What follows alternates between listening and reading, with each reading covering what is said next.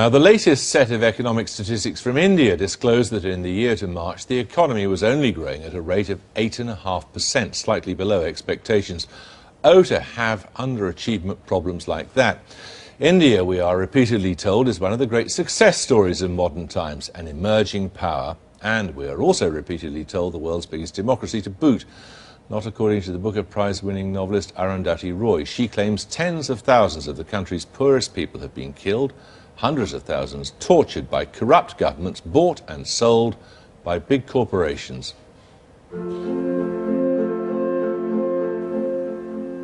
It's the second fastest growing economy in the world, generating a burgeoning middle class and a consumer society to match those in the West.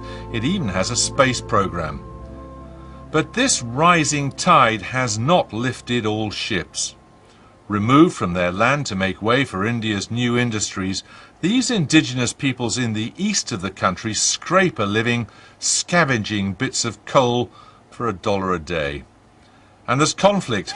Maoist insurgents have been waging war against the forces of capitalism for almost 50 years.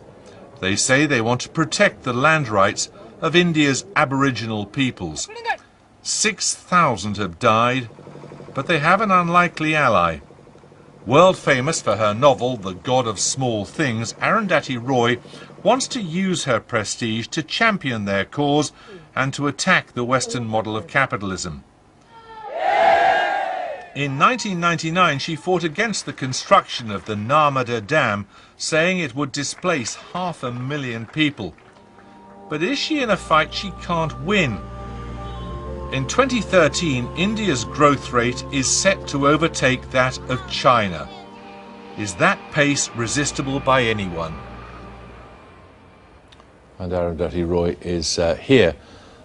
This enormous change, the emergence on the world stage of a power, the like of which has never been seen before, a voice that's never been heard before, aren't you proud of that? It's a false voice. It's a lie.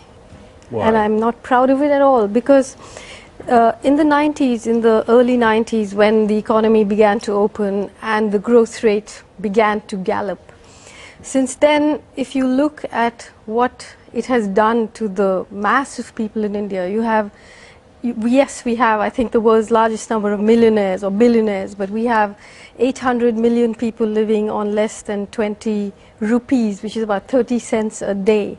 You have millions of displaced people. You have more poor people in India than the poorest countries in Africa. The claim is that poverty has been halved in the last 30 years. It's untrue.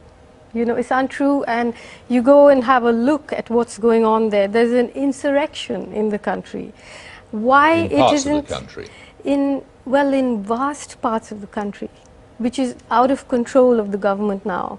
They are deploying, paramilitary forces in central India.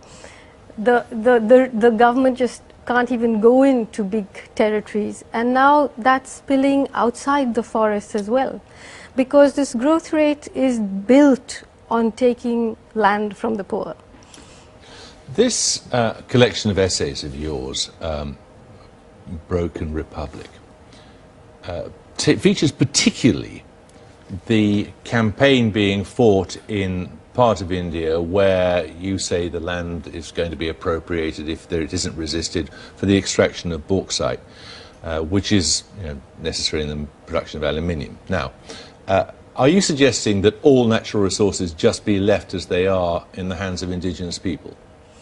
Well, it's not that simple, but if you look at the map of India today, the forests, the indigenous people, the minerals, the Maoists, they're all sort of stacked one on top of the other, And there is this huge program. It's not just of extracting minerals, but it's of building dams and infrastructure.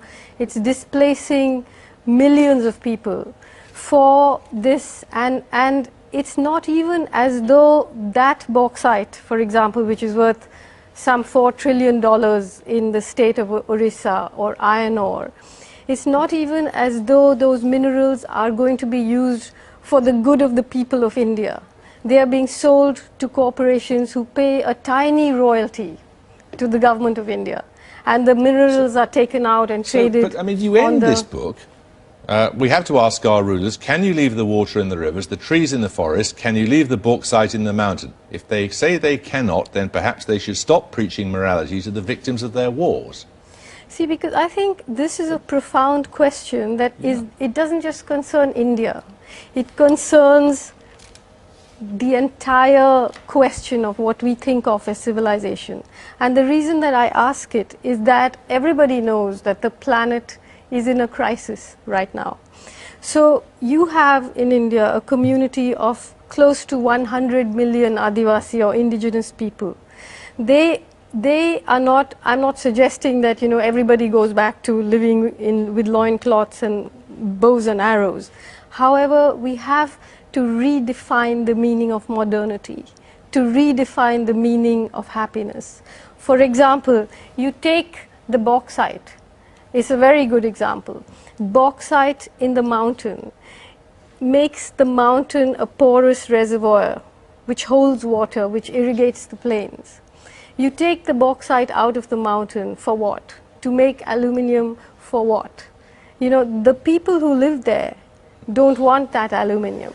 So the question really is, are we ever going to be able to look at something without thinking of it as a resource to feed the kind of capitalism that is leading the planet to a crisis? Is there any country in the world, you may perhaps reject the idea of nation states, I don't know, but is there any country in the world whose practices you admire in this regard?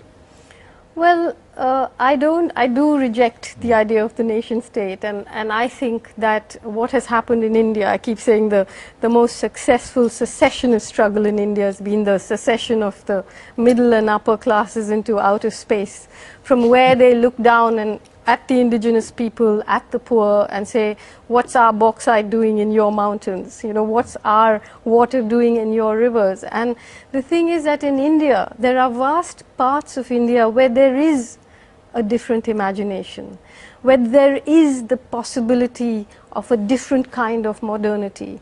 And that is what the government seeks to annihilate. Now they're actually planning to deploy the army to fight the poorest people in this country, and we call it a democracy. Well, that's because there's been an insurgency going on there for 50 years. But that insurgency consists of Adivasi people, indigenous people who have been marginalized. And if you look at the Indian constitution, you ask me, if you ask me on the show, what should the government do? I would say the government should honor its own constitution. It is the government that vandalizes its constitution against constitutional law to take away land from indigenous people.